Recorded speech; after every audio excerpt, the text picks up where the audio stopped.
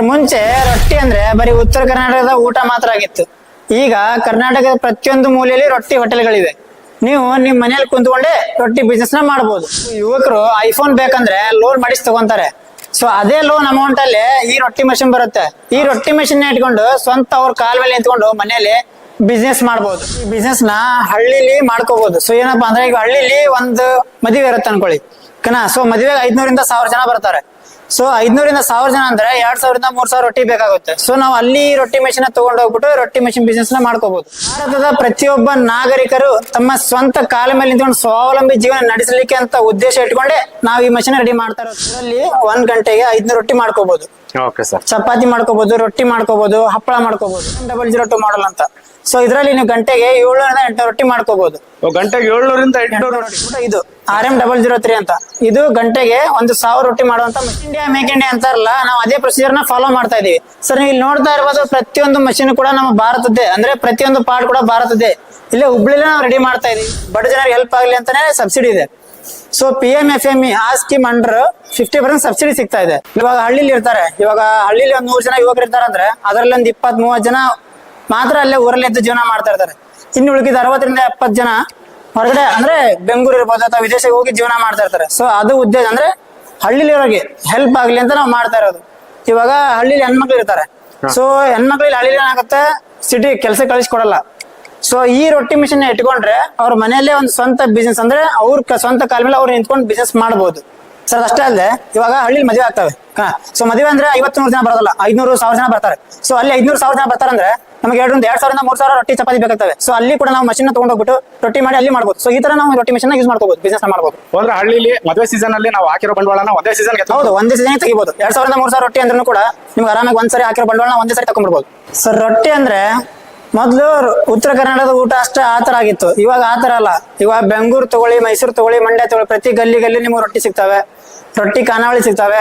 So ಈ ತರ ಅಂದ್ರೆ ಹಳ್ಳಿಲಿ ಮಾತ್ರ ಅಲ್ಲಿ ನೀವು ಬಿಸ್ನೆಸ್ ಮಾಡ್ಕೋಬಹುದು. ಕೆಲವೊಂದು ಬಿಸ್ನೆಸ್ ಹೆಂಗಿರ್ತಾವ ಅಂದ್ರೆ ಇವಾಗ ಟ್ರೆಂಡಿಂಗ್ ಅಲ್ಲಿ ಇರ್ತಾವೆ, ಬಟ್ ಮುಂದೆ ಫ್ಯೂಚರ್ ಅಲ್ಲಿ ಯಾವ ತರ ಇರ್ತೋ ಗೊತ್ತಿಲ್ಲ. ಬಟ್ ಈ ರೊಟ್ಟಿ ಬಿಸ್ನೆಸ್ ಆತರ ಅಲ್ಲ. ಈಗ ರೊಟ್ಟಿ ತಿಂತಾರೆ, ಮುಂದೆ 10 ವರ್ಷ ಆದ್ರೂ ರೊಟ್ಟಿ ತಿಂತಾರೆ, 100 ವರ್ಷ ಆದ್ರೂ ರೊಟ್ಟಿ ತಿಂತಾರೆ. ಸೊ ಅಂದ್ರೆ ಈ ಬಿಸ್ನೆಸ್ಗೆ ಎಂಡ್ ಅನ್ನೋದೇ ಇಲ್ಲ. ಸೊ ನೀವು ಎಲ್ಲಿವರೆಗೂ ಇರ್ತಾರೆ ಅಲ್ಲಿವರೆಗೂ ಮಾಡ್ಕೊಂಡು ಹೋಗ್ಬೋದು. ಸರ್ ಇವಾಗ ನಮ್ಮ ಹತ್ರ ಯಾವ ತರದ ಮಷಿನ್ಸ್ ಇದೆ, ಏನೇನು ವೆರೈಟೀಸ್ ನಾ ತೋರಿಸ್ಕೊಡ್ತೀನಿ ಬನ್ನಿ. ಸರ್ ಇದು ಫಸ್ಟ್ RM003 ಅಂತ ಮಾಡೆಲ್ ನಂಬರ್. ಸೊ ಇದರಲ್ಲಿ 1 ಗಂಟೆಗೆ 500 ರೊಟ್ಟಿ ಮಾಡ್ಕೋಬಹುದು. ಚಪಾತಿ ಮಾಡ್ಕೋಬಹುದು, ರೊಟ್ಟಿ ಮಾಡ್ಕೋಬಹುದು, ಹಪ್ಪಳ ಮಾಡ್ಕೋಬಹುದು. ಏನಪ್ಪಾ ಅಂದ್ರೆ ಈ ಡೈ ಇದೆಯಲ್ಲ, ಇದು ರೊಟ್ಟಿ ಡೈ. ಈ ಡೈಸ್ ಮಾತ್ರ ಚೇಂಜ್ ಆಗುತ್ತೆ ಅಷ್ಟೇ, ಬೇರೆ ಏನ್ ಚೇಂಜ್ ಆಗಲ್ಲ.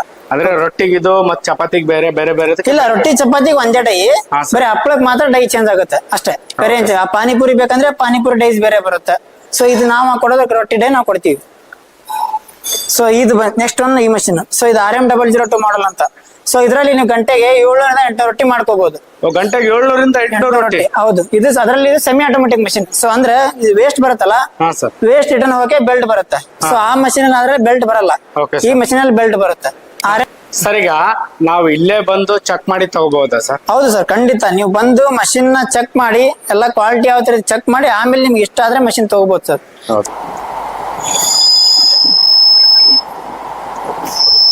ಸರಿ, ಇವಾಗ ಹಿಟ್ ಕಲ್ಸಿದೀವಿ. ಇಲ್ಲಿ ನೋಡ್ತಾ ಇರ್ಬೋದು ನೀವು ಯಾವ ತರ ಹಿಟ್ ಆಗಿದೆ ಅಂತ.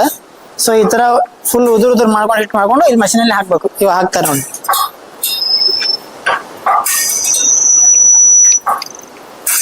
ಸೊ ಈ ತರ ಹಾಕಿದ್ರೆ ಇಲ್ಲಿ ಕೆಳಗಡೆ ಬರುತ್ತೆ ನೋಡಿ. ಫಸ್ಟ್ ಟೈಮ್ ರೊಟ್ಟಿ ಬರಲ್ಲ. ಸೊ ಈ ತರ ಉದುರು ಬರುತ್ತೆ. Okay sir.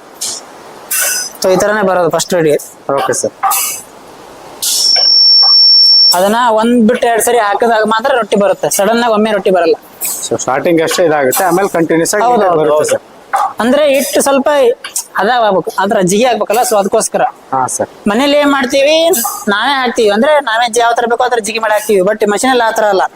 ಸೊ ಅದಾಗ್ಲೇ ಜಿಗಿ ಮಾಡ್ಕೊಳುತ್ತೆ. ಸೊ ಅಲ್ಲಿ ನೈಲಾನ್ ರೋಲ್ ಬರ್ತಾವಲ್ಲ, ಸೊ ಅದೇ ಜಿಗಿ ಮಾಡ್ಕೊಳುತ್ತೆ. ಸೊ ನೀಟಾಗಿ ಈ ತರ ಬರುತ್ತೆ. ಹೌದು ಸರ್, ಈ ತರ ಬರುತ್ತೆ.